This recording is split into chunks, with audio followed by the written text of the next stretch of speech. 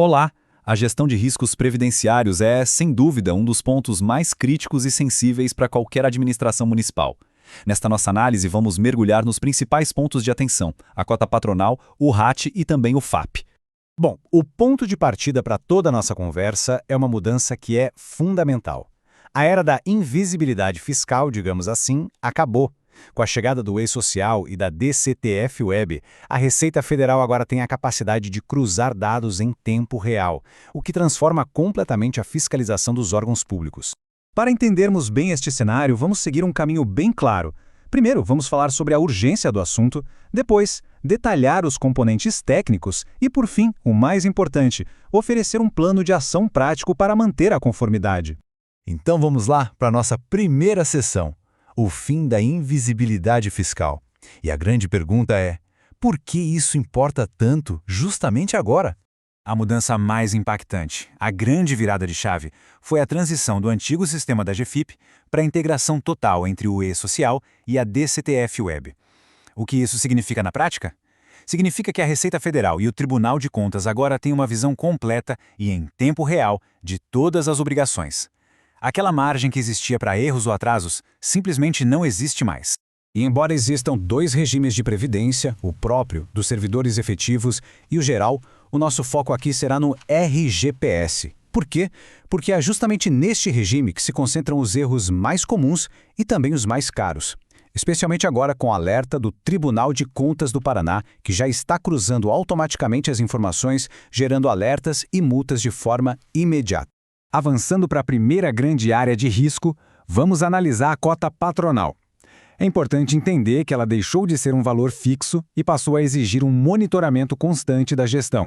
A Lei 14.993 de 2024 estabeleceu um aumento gradual na alíquota. É o que chamamos de escadinha da reoneração.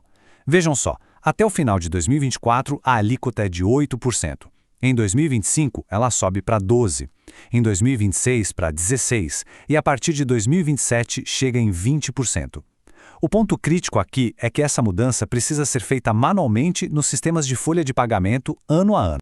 E o que acontece se essa atualização não for feita? Aí é que surge o perigoso passivo oculto. Pensem, se no dia 1º de janeiro de 2025 o sistema não for alterado, ele vai continuar calculando a contribuição com base em 8%, mas a lei já exige 12%. Essa diferença, que não foi paga, vira uma dívida com a Receita Federal, uma dívida silenciosa que cresce com juros e multas.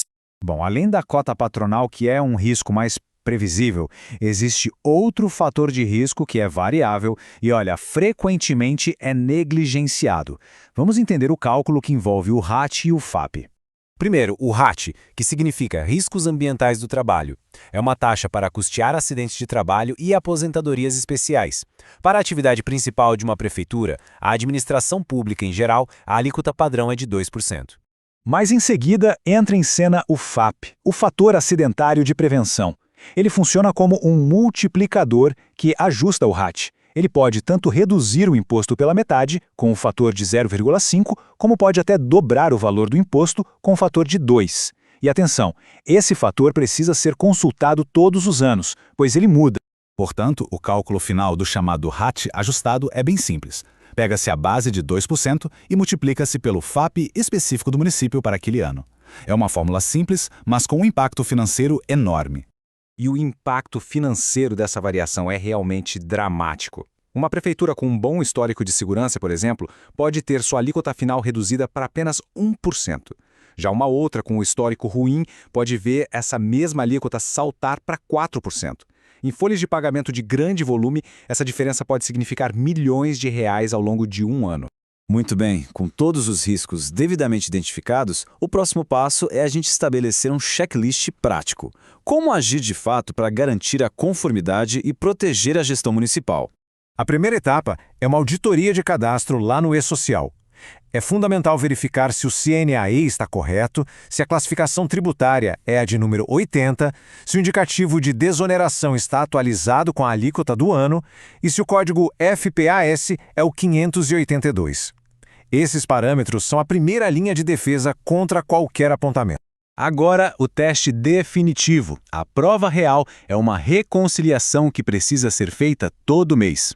Primeiro, se obtém o resumo da folha de pagamento. Segundo, o recibo oficial da DCTF-Web. Terceiro, os valores totais são comparados. E quarto, e mais importante, qualquer divergência que não seja de meros centavos deve ser investigada imediatamente. E para finalizar, é absolutamente fundamental entender quem são os responsáveis e quais são as consequências reais caso esses erros aconteçam. Esta tabela mostra com muita clareza. Tanto pagar a menos quanto pagar a mais tem consequências graves. O pagamento a menor é classificado como apropriação indébita. O pagamento a maior como dano ao erário. E a responsabilidade é solidária, do prefeito e do chefe de recursos humanos.